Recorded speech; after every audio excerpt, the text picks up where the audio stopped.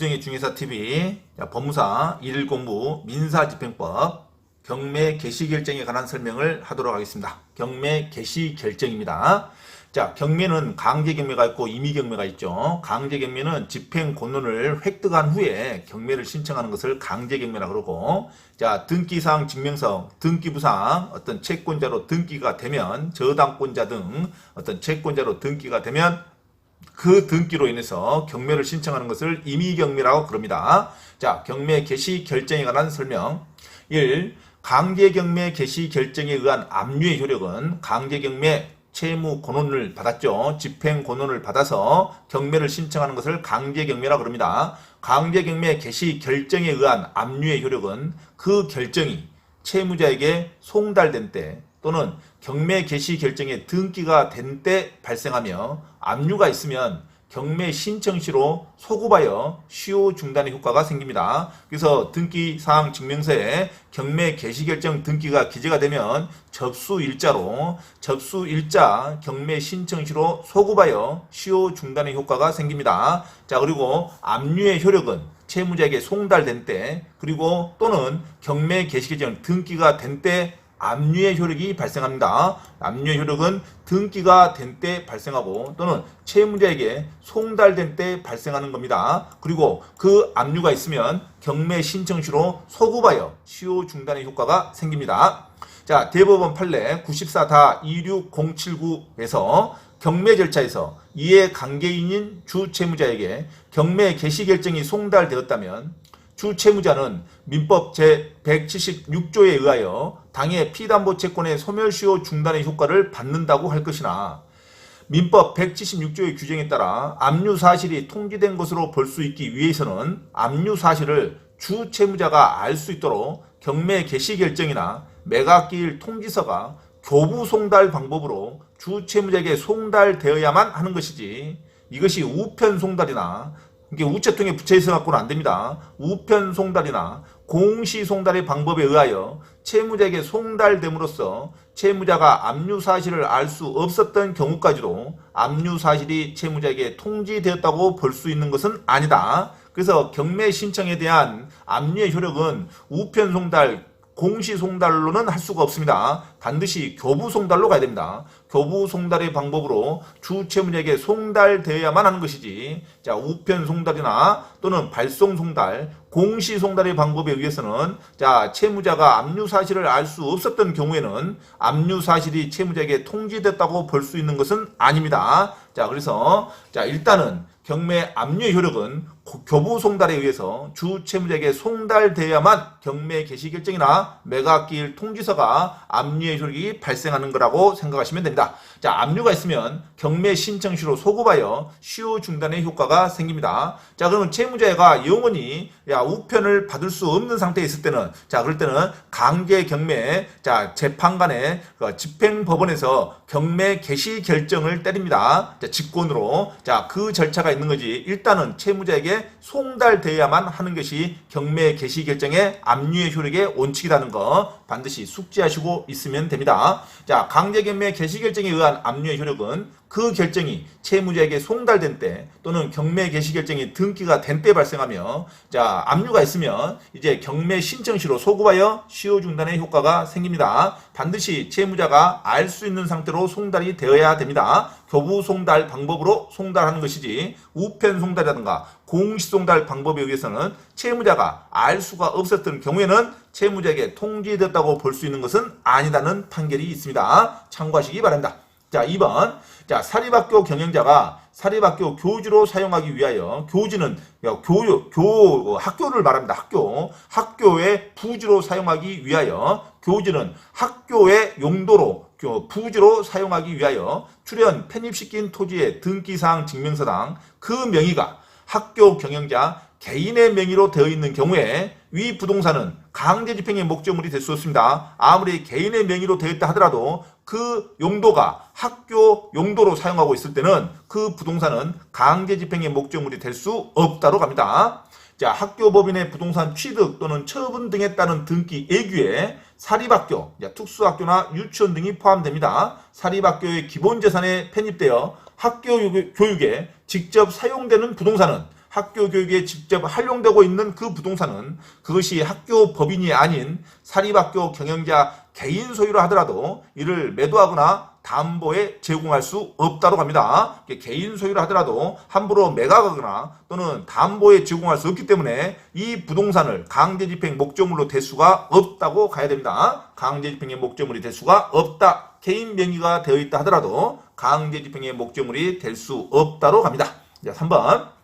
학교법인의 기본재산에 관하여 담보를 제공할 당시 주무장관의 허가를 받았을 경우에 저당권의 실행으로 매각이 될 때는 다시 주무부 장관의 허가를 받을 필요가 없습니다. 자, 기본재산에 대해서 담보를 제공할 때 함부로 담보를 제공할 수 없는데, 자, 그 주무부 장관, 교육부 장관이 되겠죠. 교육부 장관의 허가를 받았을 때는 담보를 제공할 수 있습니다. 그런데 거기서 원금과 이자를 체납했을 때 저당권의 실행이 될 수 있겠죠. 저당권의 실행으로 매각이 될 때는 다시 이 매각이 될 때 주무부 장관의 허가를 받을 필요는 없습니다. 이미 이걸로 경매가 진행됐고 저당권의 실행으로 매각이 됐을 때는 그때는 다시 주무부 장관의 허가를 받을 필요가 없습니다. 처음에 담보 제공할 때 주무부 장관의 허가를 받으면 됩니다. 계속 허가를 받을 필요는 없다. 자, 대법원 판례. 자, 보건사회부 장관의 허가는, 자, 여기서는 학교법인의 주무부 장관이 보건사회부 장관이겠죠. 자, 보건사회부 장관의 허가는, 자, 예전에 93년도니까 지금은 이제 교육부 장관으로 고치시면 됩니다. 자, 보건사회부 장관의 허가는 강제경매의 경우에도 그 효력 요건으로 봐야 할 것이지만,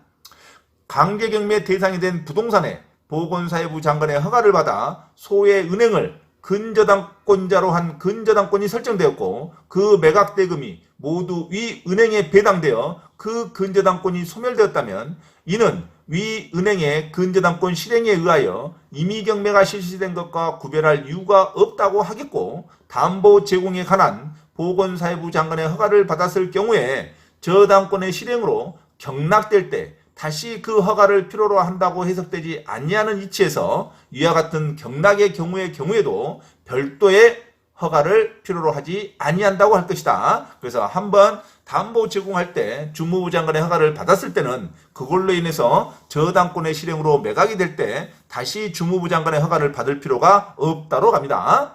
자, 4번.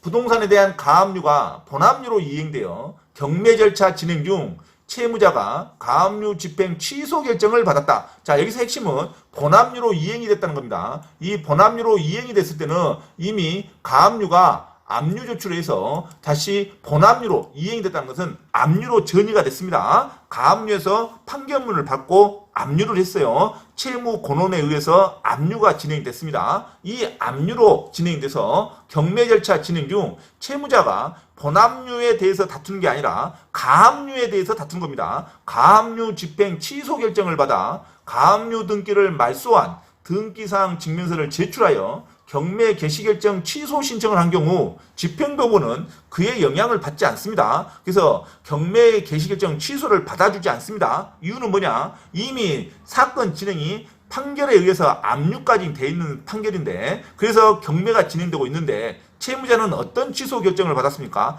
가압류 결정 취소를 받았어요. 그리고 나서 경매 개시 결정을 취소해달라고 하면 이미 압류로 의해서 경매가 진행되는데 가압류 결정이 취소되었다 해서 압류로 인한 경매가 취소되지 않습니다. 그래서 집행법원은 그의 영향을 받지 아니한다. 아주 중요한 판례죠. 자, 대법원 결정입니다. 가압류 집행이 있은 후 그 가압류가 강제경매 개시결정으로 인하여 본압류로 이행된 경우에 이미 본압류로 이행이 되고 있습니다. 이 본압류로 이행이 됐다는 말을 잘 봐야 돼요. 본압류로 이행이 됐다는 것은 이미 채무명의 판결문을 받고 나서 그 판결문에 의해서 압류로 바꿔서 압류로 인해서 경매가 진행되고 있습니다. 자, 본압류로 이행된 경우에 가압류의 집행이 본집행에 이미 포섭이 되죠. 포섭됨으로써 당초부터 본집행이 있었던 것과 같은 효력이 있고 본집행의 효력이 유효하게 존속하는 한 상대방은 가압류 집행의 효력을 다툴 수는 없고 오로지 본집행의 효력에 대해서만 다투어야 하는 것이므로, 그렇죠. 이미 본집행이 이미 됐으니까 본집행에 대해서만 효력을 다투어야 됩니다. 이 본집행의 효력에 대해서만 효력을 다투어야 하는 것이므로 본집행이 실효되지 않는 한 가압류 집행이 취소되었다고 하여도 이미 그 효력을 발생한 본집행에는 아무런 영향이 미치지 않는다로 갑니다. 그래서 가압류 결정만 취소했다고 해서 경매 취소 신청을 하는 경우에는 경매 취소를 받아주지 않습니다. 본압류에 대해서 효력을 다퉈야지 이미 없어졌던 이미 효력이 상실된 가압류에 대해서 효력을 다투서는 안 되겠죠. 이미 판결문이 나왔는데 자 그래서 자 채무자가 가압류 집행 취소 결정을 받아서 가압류 등기를 말소한 등기사항 증명서를 제출하여 경매 개시 결정 취소를 한 경우 집행법원은 그의 영향을 받지 아니한다로 갑니다. 이미 본압류로 이행됐다는 용어를 주의하셔야 됩니다. 됐죠? 자 그래서 본집행의 효력에 대해서만 다투어야 하는 것이므로 본집행이 취소 실효되지 않는 한 가압류 집행이 취소되었다고 하여도 이미 그 효력을 발생한 본집행에는 아무런 영향을 미치지 않는다로 가야 됩니다. 자 문제 5번 집행권원에 표시된 청구권에 대한 소멸시효가 완성된 경우라도 집행권원 판결문이라고 생각하시면 되죠. 자 집행권원에 표시된 청구권에 대한 소멸시효가 완성됐답니다. 이미 권리에 대한 소멸시효가 지났어요. 시간이 오래 지났다 이거죠. 소멸시효가 완성된 경우라도 집행법원은 경매 개시 결정을 할 수 있습니다. 자 이거 아주 중요하죠. 소멸시효가 완성되면 집행법원은 경매 개시 결정을 할 수 없다라고 생각할 경우가 많죠. 그래서 시험에 자주 나옵니다. 집행권원에 표시된 청구권에 대한 소멸시효가 완성된 경우라도 집행법원은 경매 개시 결정을 할 수 있다로 가야 됩니다. 소멸시효가 완성됐어도 집행법원은 경매 개시 결정을 할 수 있다. 자 이유는 집행법원은 실체법상 하자에 대한 판단을 할 수 없습니다. 자 이게 중요하죠. 실체법상 하자, 민법의 조문상 권리소멸시효가 완성됐다는 것을 판단을 하지 않습니다. 집행법원은 실체법상 하자에 대한 판단을 할 수 없으므로 소멸시효가 완성된 경우라도 집행 절차에 영향을 미치지 않습니다. 채무자가 이의 신청을 해야 되죠. 자, 그래서 집행권원에 표시된 청구권에 대한 소멸시효가 완성된 경우라도 집행법원은 실체법상 하자에 대한 판단을 할 수 없으므로 자, 소멸시효가 완성된 경우라도 집행 절차에 영향을 미치지 않습니다. 자, 그래서 결론은 자, 집행권원에 표시된 청구권에 대한 소멸시효가 완성된 경우라도 집행법원은 경매 개시 결정을 할 수 있다로 갑니다. 경매 개시 결정을 할 수 있다. 왜? 집행법원은 실체법상 하자에 대한 판단을 할 수 없기 때문에 소멸시효가 완성된 경우라도 집행 절차에 영향을 미치지 아니한다. 아주 중요한 지문이 되겠습니다. 자, 이상 오늘의 민사집행법 강의 경매 개시 결정에 관한 설명을 했습니다. 자, 반복해서 가벼운 마음으로 숙지하시기 바랍니다.